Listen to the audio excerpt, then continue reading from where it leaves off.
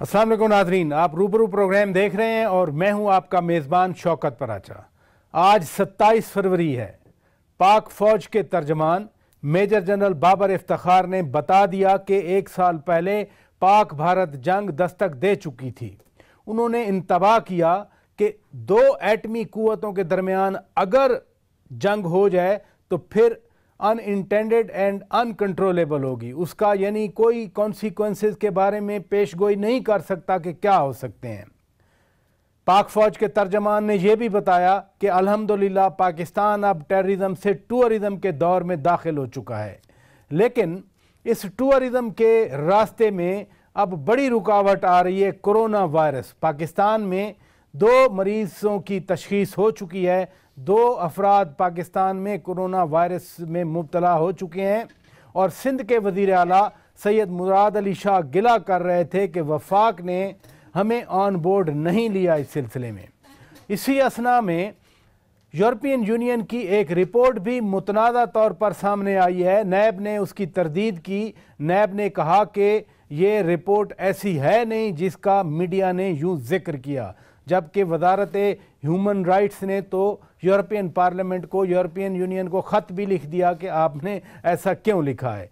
मुल्क को दरपेश चैलेंजेस के हवाले से हम बात करेंगे आज के इस प्रोग्राम में। सिक्योरिटी चैलेंजेस के हवाले से, सेहत का चैलेंज जो कोरोना की सूरत में सामने आया है, और पाकिस्तान के अंदर डिसहार्मनी का चैलेंज है, क्योंकि इतने बड़े अगर ख़तरात हैं, जंग दस्तक दे चुकी थी तो फिर भी यहाँ डिसहार्मनी है। मेहमानों का मैं तारफ़ करा देता हूँ। मेरे साथ इस्लामाबाद स्टूडियो में मौजूद हैं कमल चौधरी साहिबा, रुकने कौमी असम्बली PTI, उनके साथ तशरीफ़ रखते हैं डॉक्टर निसार चीमा, रुकने कौमी असम्बली पाकिस्तान मुस्लिम लीग नून, और हमें ज्वाइन किया है मोहतरमा शैला रज़ा साहिबा ने, कराची से पीपल्स पार्टी की मरकज़ी रहनुमा हैं। तीनों मेहमानों का बहुत शुक्रिया। मैंने चैलेंजेस कमल चौधरी साहिबा गिनवाए। हमारा मजमूई रद्द अमल वही डिवाइडेड है। हुकूमत सबको साथ क्यों नहीं लेके चलती? बिस्मिल्लाहिर्रहमानिर्रहीम। Thank you very much Shaukat साहब। एक तो मैं पहले पूरे मुल्क को एक मुबारकबाद दूंगी आज के दिन के हवाले से। ये हमारा दिन जो है वो नेशनल डे का एक से भी ज़्यादा मैं समझती हूँ कि इसकी अहमियत है वो इस तरह से कि भारत के जो दांत खट्टे किए पाकिस्तान की एयरफोर्स ने और तमाम जो फोर्सेस हैं, और इसको एक सिग्निफिकेंट डे बना जिसकी वजह से पूरी दुनिया में एक जो पर्सपेक्टिव था पाकिस्तान को लेकर के वो चेंज हो गया।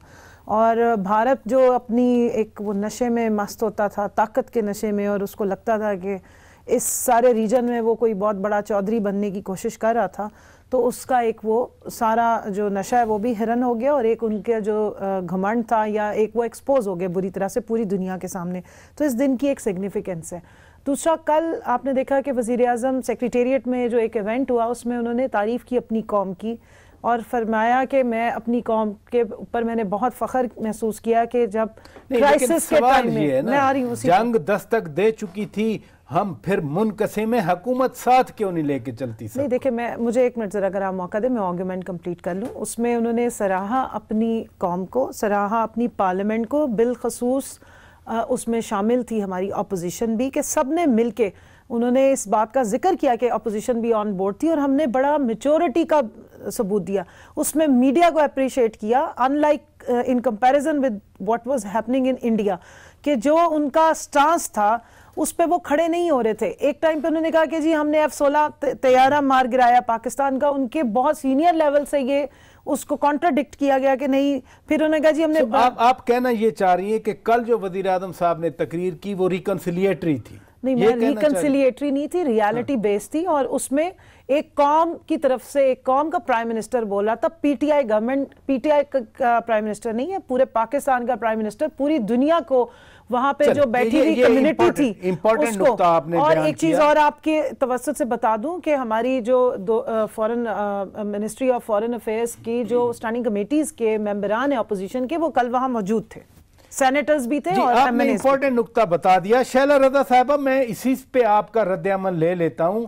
ये कह रही हैं कि कल जो PTI के वज़ीर आज़म वो पाकिस्तान के वज़ीर आज़म थे, वो PTI के वज़ीर आज़म नहीं थे, उन्होंने पाकिस्तान की बात की। अगर हुकूमत ऐसे इशूज़ पर, जैसे कि जंग दस्तक दे रही थी, ऐसे इशूज़ पर हुकूमत या वज़ीर आज़म या PTI मुल्क की बात करें तो फिर आपके कायद तो कहते हैं कि नहीं, हम हुकूमत गिरा देंगे, बस चले तो मार्च में ही हम हुकूमत गिरा दें। दुनिया में एक इंटरनल पॉलिटिक्स हर कंट्री में होती है और उसमें अपोजिशन और हुकूमत के दरमियान मुख्तलिफ डायलॉग्स आते हैं और इसके अलावा एक दूसरे के ख़िलाफ़ स्टेटमेंट्स भी आते हैं। जो डायलॉग्स का मुकाम होता है वो जब होता है जब आपके मुल्क पे जो है कोई बैरूनी मसला आ रहा हो, क्योंकि अपने घर में हर तरह की बात की जा सकती है, लेकिन अपने घर को जब बाहर से कोई अटैक करे तो मैं समझती हूँ कि पूरे दुनिया का ये कायदा है और कि सब लोग अपनी बात भूलकर बाहर के दुश्मन से निमटते हैं। अपना मुल्क होगा तो हमारी इंटरनल पॉलिटिक्स भी होगी, एक दूसरे से हमारी इख्तलाफ राय भी होगी, एक दूसरे के ख़िलाफ़ हम बात भी करेंगे, लेकिन इसके साथ ये नहीं होता कि हम अपने इंटरनल मैटर्स की वजह से बाहर के किसी को ये अलाउ करें कि वो हमारी तरफ एक गलत नज़र भी डाले। तो जो हमारा है मामला वो हमारा इंटरनल है, लेकिन जहाँ कश्मीर की बात हो, जहाँ हमारे मुल्क के दिफा की बात हो, जहाँ कौमी सलामती की बात हो, हम समझते हैं कि पाकिस्तान से अच्छी कोई कौम नहीं है। देखिए, जब मुल्क को फिज़िकल ख़तरात हों, थ्रेट्स हों, तो उस वक्त तो उस सूरत हाल में, उस सिचुएशन में हर वक्त ज़रूरत होती है कि मुल्क की क़यादत, चाहे वो अपोजिशन बेंचेस से हो, चाहे वो हुकूमती बेंचेस से हो, कम से कम कोई मिनिमम एक एजेंडा हो जिस पर वो मुत्तहद रहें। क्या ज़रूरी है कि अगर जंग का ख़तरा हो तो हम मुत्तहद हो जाएं, उसके अलावा हम फिर इस तरह से तकसीम रहें, लड़ते रहें? देखिए, मैंने पहले कहा कि पाकिस्तान है तो सब कुछ है। अब अगर पाकिस्तान के अंदर पाकिस्तान की आवाम ही खुश नहीं है, उनकी हालत बुरी है, उनको कोई सहूलत मैसर नहीं है, तो किसी भी मुल्क में सूरत हाल हो, वहाँ की अपोजिशन की यही बात होगी। ये आपने क्या बात की? क्या अपोजिशन का ये काम होता है कि जो भी हुकूमत कहे उसको सर झुका के जी हजूर कहे? ऐसा नहीं होता। दुनिया में सारी अपोजिशंस जो हैं हुकूमत की कमज़ोरी, हुकूमत की गलती को पॉइंट आउट करती हैं और अपने तरीक़े से करती हैं, और ये एक सही तरीक़ा है। चलें, इधर रुकिएगा। डॉक्टर साहब, जो शैला रज़ा साहिबा फरमा रही हैं कि जब आवाम बेचैन होगी, आवाम पे हालात तंग होंगे तो फिर सियासी जमातें बात करती हैं। जो नेशनल सिक्योरिटी के कॉन्सेप्ट्स तब्दील हुए हैं, उसमें ये भी एक कॉन्सेप्ट है कि उस मुल्क के लोग, उस मुल्क के रहने वाले, उस मुल्क के शहरी अगर वो तंग हैं तो फिर सलामती की गारंटी नहीं दी जा सकती। आप क्या कहेंगे? जो पॉलिसीज़ हैं, जो हुकूमत का जो प्रोसेस है। देखिए प्राचा साहब, हमारा तो बिल्कुल एक वाज़ेह मौक़िफ़ रहा है कि पीटी गवर्नमेंट से हज़ार हमारे इख्तलाफ हों, कोई भी गवर्नमेंट हो उससे हमारे हज़ार इख्तलाफ हों, उसके बारे में हमारे हज़ार तहफ़्फ़ुज़ात हों, लेकिन जब मुल्क और कौम के मफाद की बात आएगी तो फिर 22 करोड़ अवाम और उनका नुमाइंदा ऐवान एक है, इकट्ठे हैं। वहाँ हम पाकिस्तान के मफाद की जहाँ बात आएगी, हमने कोई सियासत नहीं देखनी, कोई सियासी इख्तलाफ नहीं देखने, हम सब इकट्ठे हैं। हमने देखें फरवरी में जब पुलवामा वाला वाक़या हुआ, जब एक हुर्रियत पसंद, कश्मीरी हुर्रियत पसंद ने, कोई पाकिस्तान से नहीं गया था, कश्मीरी हुर्रियत पसंद ने ज़ालिम भारतीय काबिज़ अफवाज जो थी उनके ऊपर हमला किया, और उसके बाद हिंदुस्तान ने पाकिस्तान पे हमला किया। कोशिश की अगर चंद दरख्त ही गिरा सके, उनको मामूली नुकसान पहुंचा सके, लेकिन यह है कि वो उन्होंने हमला किया, एक कौवा भी मारा था। उसके जवाब में बिलाशुबा हमारी अफवाज ने, बहादुर अफवाज ने उनका मुंह तोड़ जवाब दिया, और उनका वो जो था, उनके गुब्बारे से हवा निकल गई।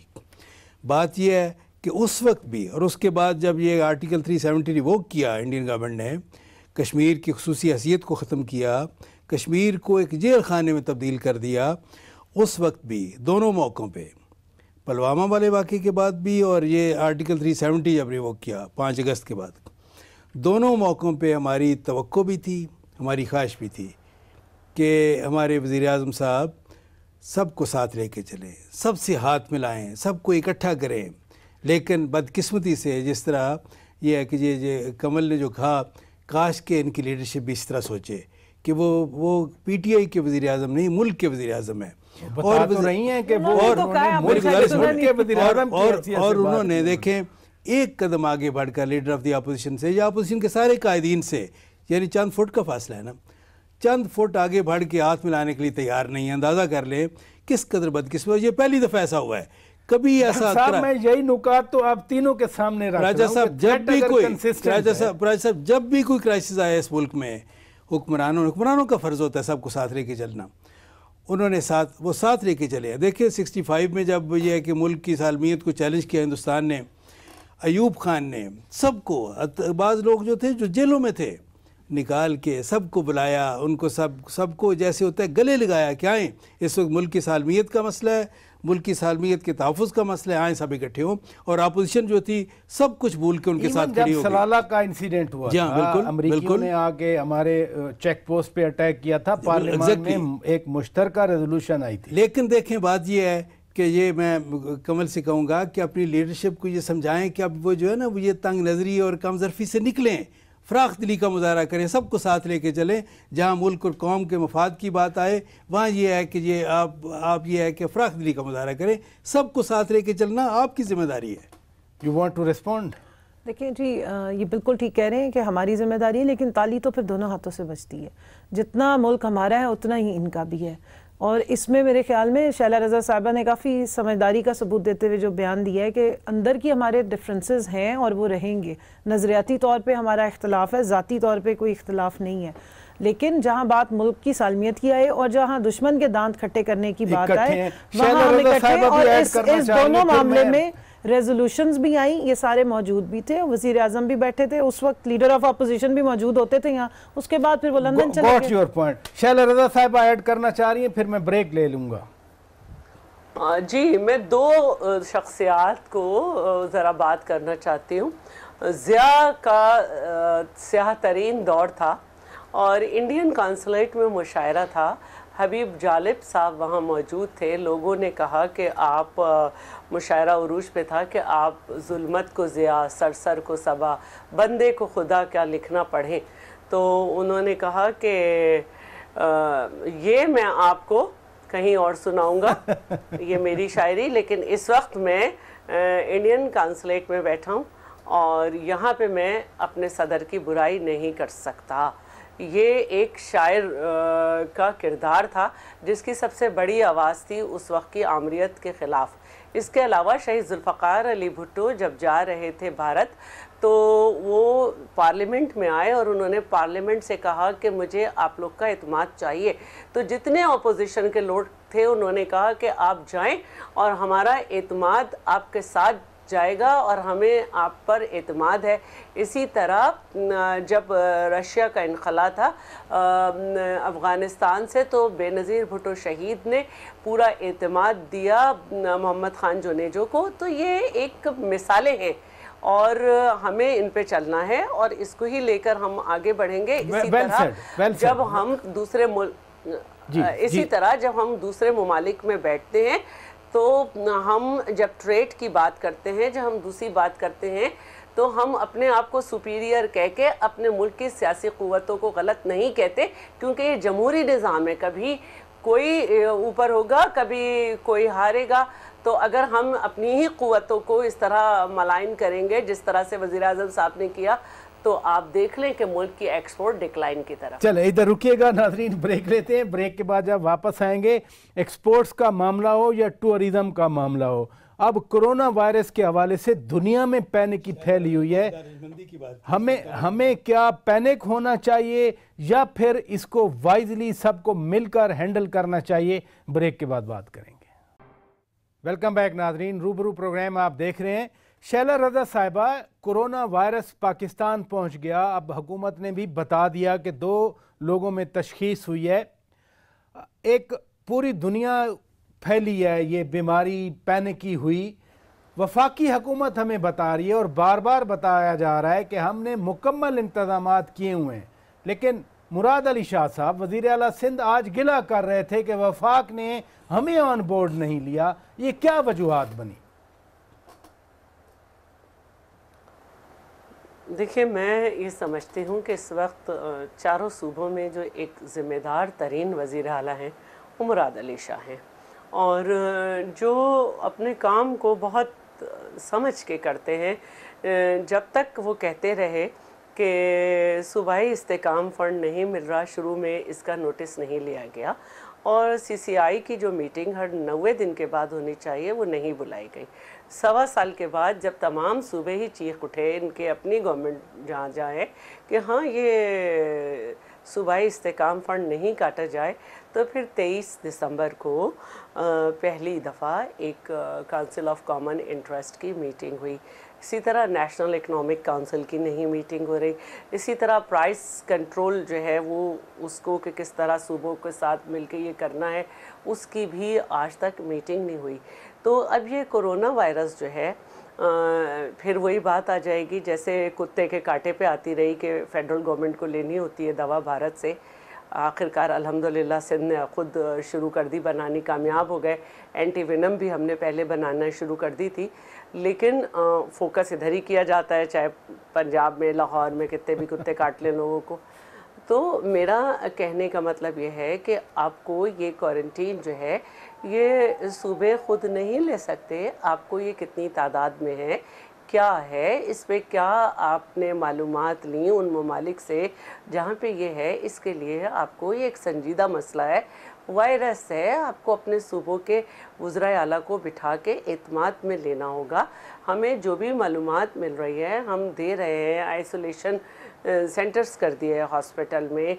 जो मामूली बातें हैं कि हाथ अच्छी तरह धोएं, चेहरे को और आँखों को नहीं लगाएं, इन लोगों से इंटरेक्शन कम करें, मास्क लगा लें, गीला हो जाए तो मास्क फेंक दें, और ये चीज़ें हम कर सकते हैं। नहीं, ये मालूमात के हवाले से आप फरमा रहे हैं मालूमात नहीं दी गई, लेकिन पंजाब ने भी आज हमने इतनी बड़ी चीज दुनिया में फैल रही है, तो ये वज़राए आला नहीं, मैं ये कहना चाह रही हूँ कि ये इतनी बड़ी बीमारी है। 3000 चाइना में लोग इससे मर गए, गो के अब ये बात आ गई कि 2%, लेकिन हमारा मुल्क एक गरीब मुल्क है। हमारे वज़राए आला को बिठाकर जो हमारे स्टेट मिनिस्टर हैं हेल्थ के, उनको एक ब्रीफिंग, एक तरीक़ाकार वज़ा करना होगा। ये सारी बातें होती हैं जो एक कौम बनती है जिससे। चल इधर रुकिएगा, आपने बड़ी अच्छी बात कर दी। सारे आपके इख्तलाफात अलग, लेकिन जब हमारी कौम एक चीज से गुजरेगी तो उससे पहले अगर हम सब बैठ जाएं तो इसमें क्या बड़ी अच्छी बात आपने कर दी, बड़ी अच्छी बात कर दी। इधर रुकिएगा, आपने बड़ी अच्छी बात कर दी।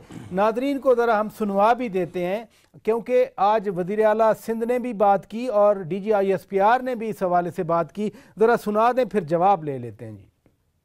As far as the involvement of armed forces in this is concerned, we are absolutely ready to help out as and when the government asks us. Please, across party lines, across governments, ये ना सोचें और साथ मिलके इसको हम काम करें। Fortunately या unfortunately कराची सबसे बड़ा एयरपोर्ट है, सबसे ज़्यादा लोग यहीं आते हैं।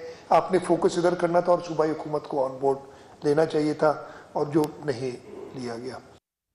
आपने वज़ीर आला साहब का शॉट भी सुना। शैला बीबी बिल्कुल दुरुस्त कह रही हैं कि वफाक यानी हेल्थ रेगुलेशन का महकमा, अब तो हेल्थ भी नहीं है वो, इस सिलसिले में ऑन बोर्ड ले लिया जाए, उनके साथ बैठ दिया जाए, उनको मालूमात दे दी जाए। क्या फ़र्क पड़ता है? हुकूमत इतना तो इनिशिएटिव ले ना जी।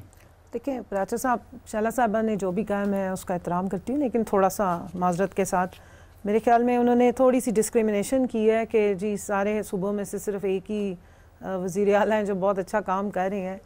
तो अब वो पुराने ज़रूर हैं, सबसे पुराने वज़ीर आला वही हैं जो अब तक काम कर रही हैं। आपकी सबसे ज़्यादा सिंध में अगर किसी का टेन्योर है तो इनकी हुकूमत का है, और ये सबसे ज़्यादा काम कर रहे हैं। और बहुत सारे क्राइसिस को वो टैकल नहीं कर सके, लेकिन ये जो मामला था देखिए वो अपनी जगह है, वो पॉलिटिक्स अपनी जगह है कि जी कुत्ता काटे की बात थी या नहीं थी, वो हमारा रीजनल इशू है। जैसे वही बात ये शुरू में करी थी, मैं उसी नैरेटिव को लेकर आऊँगी कि एक वो होता है इंटरनल डोमेस्टिक इश्यूज होते हैं, और एक जो अब इम्पोर्ट होकर आया है और जिसको हम एंटिसिपेट कर रहे थे और उसके लिए पहले से तैयारियां जारी थी। कितना टाइम है कि अब आपको पता है कि health is a devolve subject. जब तैयारियां हो रही थी तो सूबों को साथ बिठाकर वज़ीर आला को, मुझे अगर इजाजत दें मुझे आर्गुमेंट कंप्लीट करें प्लीज। देखें, सूबों का की जिम्मेदारी अपनी बनती, क्योंकि हेल्थ उनका इशू है। हेल्थ कराची की हुकूमत उनके पास, उन्हें बताने की जरूरत नहीं कि कराची सबसे बड़ा आपका एयरपोर्ट है तो आपने आके पूछना है या करना है। देखिए ये अपनी इनको प्रोएक्टिवली इसमें इस क्राइसिस को हैंडल करने के लिए काम हो रहा था, और मेरे हिसाब से तो तकरीबन 1.5 महीने पहले अफवाहें उठनी शुरू हो गई थी, मुल्तान में केसेस आ गए हैं, लाहौर में आ गए, तो सारे एक्टिवली काम कर रहे थे। और अभी जब ईरान में ये आउटब्रेक हुआ है तो सबसे ज्यादा फोकस किया गया कि बलूचिस्तान की उसको बंद किया जाए। कुछ कहना चाह रहे हैं? मुझे पहले 1 मिनट कंप्लीट करने दीजिए। देखिए, अब जहाँ तक ये बात है, अब तो जो क्राइसिस का टाइम इमर्ज हो गया। अब इन गिले गुजारियों से बेहतर है कि आगे बढ़ के और जो गैप्स है या लकूनस उनको आइडेंटिफाई करें। दूसरा ये कि अभी ये पहुंचा है, ये उस तरीके से वबा बन के फैला नहीं है। दिस इज द टाइम कि इसको यही रोक दिया जाए, और वो प्रिवेंशन सबसे बेहतर है। उसमें मेरा नहीं ख्याल WHO इनके साथ भी काम करता है, एक्सेस भी होती है। यही तो वो कह रही है ना, तो कि हमारे साथ काम किया जाए। यही वज़ीर आला कह रहे हैं। मुराद अली शाह साहब मेरी मिनिस्ट्री, प्लानिंग मिनिस्ट्री में पिछले हफ्ते तशरीफ लाए हुए थे। अगर वो इस्लामाबाद आ रहे हैं और उनको कोई एतराज़ नहीं है और वो एक खुला दिल रखते हैं, मैग्नानिमिटी है उनकी, और एक सूबे के वो जिम्मेदार हैं और चाहते हैं कि वो सूबा प्रिवेंशन की तरफ रहे, तो उनको किसने मना किया है कि वो बात ना करें और ऑन बोर्ड ना आए? वो दूल्हा बन के इंतजार क्यों करे कि जब तक उन्हें फोन नहीं जाएगा वो नहीं जाएंगे? He can come on board. आपने पाक फौज के तर्जमान का बयान भी सुना, ओनरशिप ले साथ। जी शैला रजा साहब, आप बात कर लें, फिर मैं डॉक्टर साहब की बात सुन लेता हूँ। अच्छा, देखिए, ये जो एयरपोर्ट होता है ये under the control of federal government होता है। इसकी स्क्रीनिंग से लेके सब कुछ जो इसके मैटर्स हैं, ये सूबाई हुकूमत का काम नहीं है। एक तो ये बात है। सेकंड ये है कि वज़ीर आला साहब ने फ्लोर ऑफ द हाउस ये बात की है कि हम अगर हमारे ताल्लुकात PMLN से भी अच्छे नहीं थे उनकी गवर्नमेंट में, उन्होंने भी कभी हमारा फेडरल शेयर पूरा नहीं दिया। उनके ज़माने में भी CCI की मीटिंग नहीं होती थी। उसके बावजूद अगर कोई इमरजेंसी होती थी और वज़ीर आला फ़ोन करते थे तो नवाज शरीफ साहब कॉल बैक कर लेते थे और बात पूछते थे। यहाँ पे इमरान साहब जो हैं वो कॉल बैक भी नहीं करते, लेटर्स लिखते हैं वज़ीर आला, उनका जवाब नहीं देते। ये बात उन्होंने फ्लोर पे कही है। देखिए, मुल्क इस तरह नहीं चलते। मुखालफत बराए मुखालफत अपनी जगह, लोगों को पकड़ना अपनी जगह। के खुर्शीद शाह भी अंदर हैं। 500 अरब का जो मसला था वो आज तक 5 अरब भी नहीं हो सका, और नैब भी चीख रही है। मैं नैब पे आता हूँ, इधर रुकिएगा मैडम, मैं नैब पे आता हूँ। ये तो हम सब सह रहे हैं, लेकिन ये तो आम आवाम को, 1 मिनट प्राचा साहब, 1 मिनट, आम आवाम पहले सहूलतों से दूर थे, बिजली से भी दूर हैं, गैस के भी मसले हैं, प्रेशर नहीं है, बिजली नहीं है। लेकिन अब बीमारी एक आ रही है, वबा एक आ रही है, जिसमें चीन जैसा मुल्क जो है वो एक बड़े क्राइसिस से गुजर रहा है। उसमें तो कम से कम आप इंसानियत को हाथ में रखें। डॉक्टर साहब की तो बात सुननी है। देखिए, पाक फौज ने, जैसे तामल का तर्जमान ने, पाक फौज के तर्जमान ने, DGISPR ने कहा कि हम स्टैंड बाई हैं। आप हेल्थ एडमिनिस्ट्रेटर भी रहे हैं, DG हेल्थ रहे हैं, एडमिनिस्ट्रेशन किस तरह से इस मामले में अपनी इनपुट दे सकती है? साहब, मैं ये समझता हूँ कि इस तरह का कोई कौमी मसला इस तरह का आ जाए, कोई वबा इस तरह फूट पड़े, तो देखिए उसके लिए ज़रूरत क्या है। ज़रूरी चीज़ें जो हैं वो ये हैं कि आपको शऊर हो, इदराक हो, जो लोग ऊपर बैठे हुए हैं, those at the helm of affairs, उनको इदराक हो। फिर यह कि उनमें डिटर्मिनेशन हो, पॉलिटिकल विल हो कि हल करना है, फिर कैपेसिटी हो।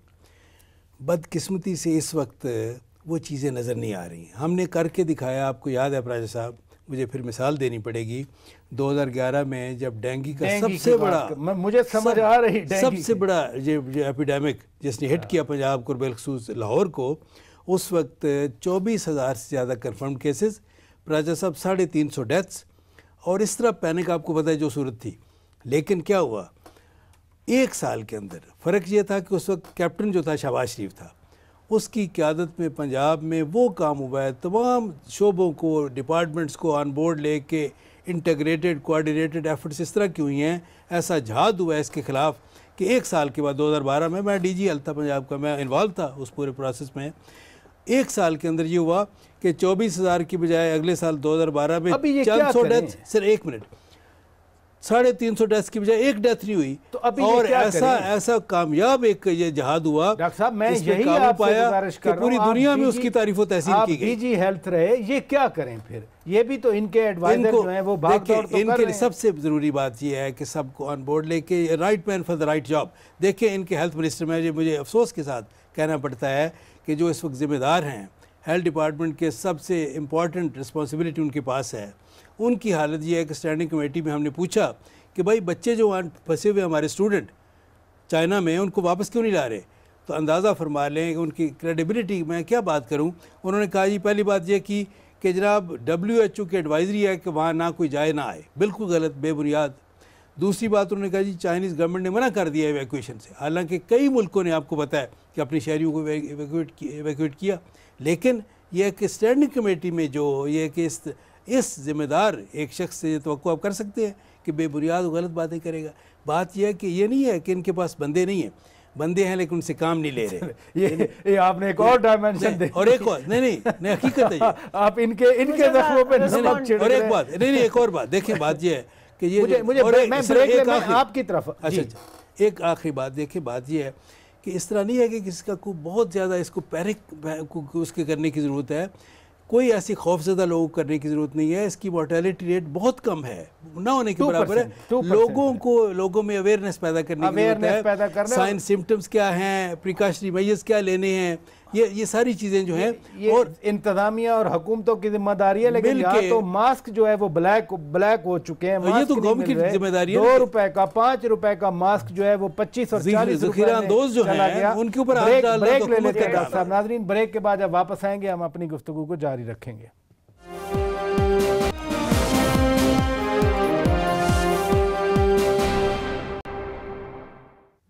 वेलकम बैक नाज़रीन, रूबरू प्रोग्राम आप देख रहे हैं। अभी शैला रज़ा साहिबा नैब के हवाले से बात कर रही थी। यूरोपियन यूनियन की एक रिपोर्ट भी इन क्वेश्चन है। नैब ने आज उसकी तरदीद की कि इस तरह नहीं है जिस तरह से खबर लगी, लेकिन ये बात तो पाकिस्तान में अपोजिशन जमातें कहती रही हैं कि जी हुकूमत की तरफ हल्का हाथ है और अपोजिशन पे ज़्यादा सख्ती है। आप मुस्कुरा रही हैं। मेरे से सवाल जी आपसे ही सवाल पूछा। देखिए जो इनका बयानिया है ना जी, नैब ने ऐसी गठजोड़ का, वो तो हो गया दफन। इसलिए कि अगर सैफुर रहमान जैसा कोई कैरेक्टर होता और जस्टिस कयूम जैसी कोई वीडियोस लीक होती, ऑडियोज लीक होती कि जी 7.5 साल तो पहले बाहर ना आए, मियाँ साहब खुश नहीं होंगे नहीं थे, तो फिर तो ये कहें, इल्ज़ामात भी लगाएं कि जी ये हो रहा है वो हो रहा है। नैब की कैपेसिटी के इशूज़ ज़रूर हो सकते हैं और हैं भी सही, उनकी प्रोसिक्यूशन वीक होती है, लेकिन बात सारी है कि अगर हमने उनके गले दबाए होते फिर 2023 से पहले कोई लीडर बाहर ना आता, फिर वो फूल पाशियाँ और वो जो गुलपाशियाँ होती हैं और आवे ही आवे जावे जावे सच की जीत फलाने की जीत, फिर ये ना हो सकता। तो देखें हर चीज़ की कोई एविडेंसेस होते हैं, हिस्ट्री से आप उन चीज़ों को सीखते हैं कि जिस वक्त गर्दनें दबाई गई, फिर 11 साल से पहले तो आसिफ ज़रदारी साहब को भी इन्होंने बाहर नहीं आने दिया, यहाँ तो ये जाते हैं 2 महीने बाद हीरो बन के बाहर आ जाते हैं। तो देखिए नैब की कैपेसिटी के ज़रूर इश्यूज होंगे, उस पर हमारी रिजर्वेशंस हो सकती हैं, लेकिन जहां तक इदारों को कैसे आप कहती हैं खत्म हो गए, गठजोड़ तो था ही नहीं ना, ये तो कह रहे हैं अभी तक, वो कहते रहे इसलिए क्योंकि उन्होंने ये किया है। जो बंदा जिस तरीके से करता है वो वही बातें, वो उसकी सोच का हिस्सा बन जाती है। इन्होंने ये प्रैक्टिकली किया है, इन्होंने लोगों को विक्टिमाइज किया है, इन्होंने अपने ओपोनेंट्स को विक्टिमाइज किया, और खास तौर पे मुस्लिम लीग नून ने सैफुर रहमान और जो जस्टिस कयूम साहब की जो ऑडियो लीक है वो हमारे लिए हिस्ट्री का एक वो हिस्सा है कि जिसको याद रखा जाए। एक सेकंड सिर्फ लास्ट है, ये वो लोग हैं जिन्होंने सुप्रीम कोर्ट पे पूरी हजरा सराई की, जिन्होंने अटैक किए, क्यों निकाला मुझे की पूरी मुहिम चलाई। इधर रुकी, हमारा तो ये वाला ना निहाल हाशमी जैसे लोग हमारे हैं, ना दानियाल अजीज जैसे, ना तलाल शैला रज़ा साहिबा, और ना कोई ऑडियोज लीक हुई है। आप नैब की बात कर रही थी, अदालतें आजाद है अपना काम कर रही हैं। कमल शोदब साहिबा कह रही हैं कि ये तो 2-2 महीने अंदर रहते हैं, आ रहे हैं बाहर, सबकी जमानतें हो रही हैं, फिर गिला कैसा, फिर शिकायत कैसी। नैब न्याजी गठजोड़ वो कह रही हैं कि इन जमानतों से तो खत्म हो गया इटसेल्फ। होता तो 2023 से पहले बाहर ना कोई आता। देखिए ये तो ख्वाहिश हो सकती है किसी की, क्योंकि मुराद सईद साहब ने एक स्पीच की थी जिसमें 200 अरब भी थे, और उन्होंने कहा था कि जब हमारा दौर होगा उससे पहले तो ये अदालतों के लंबे चक्कर नहीं। अब मैं आपके दरमियान नहीं बोलती हूँ, और जब हमारा दौर होगा तो खान जो है वो कैलकुलेटर लेके बैठेगा और देखेगा कि इतने महीने में इतनी तनख्वाह हो सकती थी, ये नहीं है, इससे ज्यादा है। वो ये नहीं करेगा कि करो, कहेगा जा डालो जेल में, डालो जेल में। और खान साहब खुद कहते थे जब हमारा दौर होगा ये सब जेल में होंगे। तो भाई अभी भी शहजाद अकबर साहब जो हैं वो एहतिसाबुर रहमान की तरह एहतिसाब अकबर हैं। वो सवालात बताते हैं कि 18 सवाल पूछें, ये पूछें, हमारे पास सारे जो हैं वो सबूत हैं, और पकड़वा दिया जाता है। आप मुझे बताएं कि सिंध में खुर्शीद शाह जो हैं उनको 500 अरब की बात हुई थी, ना ही कोई रेफरेंस दायर होता है, ना कुछ कभी साबित कर पाते हैं। तो ये किसकी ख्वाहिशात हैं? ये जो जाखरानी हैं हमारे, उनको अरेस्ट नहीं किया, लेकिन उनके घर में घुस गए उनकी गैर मौजूदगी में। हमारे स्पीकर साहब को अगले दिन आना था, लेकिन नैब उनको वहाँ से लेके गई और फिर अगले दिन 7 घंटे। फिर इसी तरह मिफ्ता इस्माइल पता था कि घर में नहीं है, उनके घर में घुसा गया। फिर मतलब हुकूमत में सारे पारसा बैठे हैं, किसी के घर में नहीं घुसा गया। हुकूमत के जो लोग थे उनका सप्तान खान साहब को पकड़ी रखा है 4 महीने। जी उनका कम तरीन रिमांड था। ये बैलेंस सोर्सेज आज तक बता सके कि 100 तोले गोल्ड कहां से आया और इतना पैसा कहां से आया? देखिए आप खामोश रहे। सोर्सेज पर्सपेक्टिव आ गया। आज तक मालम जब्बा केस, बीआरटी में है ही कुछ नहीं, क्या निकालेंगे उसमें से? पीडो का केस, पीडो जो है उसका केस, इधर रुकिएगा, इधर रुकिएगा, हाउसिंग स्कीम का केस, ये सारे नैब में। इधर रुकिएगा, आपका पर्सपेक्टिव आ गया। डॉक्टर साहब, जमानतें तो आपकी हो रही हैं, ये कह रही हैं जमानतें, एहसन इकबाल साहब की भी जमानत हो गई, शायद खाकान अब्बासी साहब की जमानत हो गई। इससे साबित हो गया, इससे क्या साबित हो गया? इससे साबित ये हुआ कि हमारे गठजोड़ नहीं है नैब और हुकूमत। इससे साबित ये हुआ कि प्रोसिक्यूशन वीक है। इससे साबित ये हुआ कि जो करप्शन के करते हैं अगर ये मौका दे,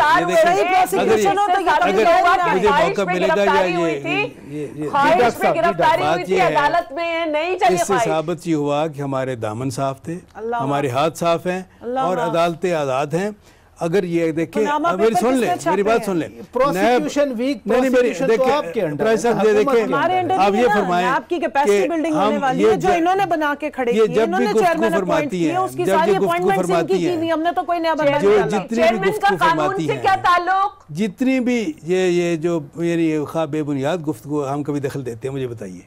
अब अजीब मेरी गुजारिश ये है कि देखिए, मैं ये नहीं कहता मैं कि मुस्लिम लीग नून क्या कहती है पीपल्स पार्टी नैब के बारे में। मैं सिर्फ 3 बातें करूँगा।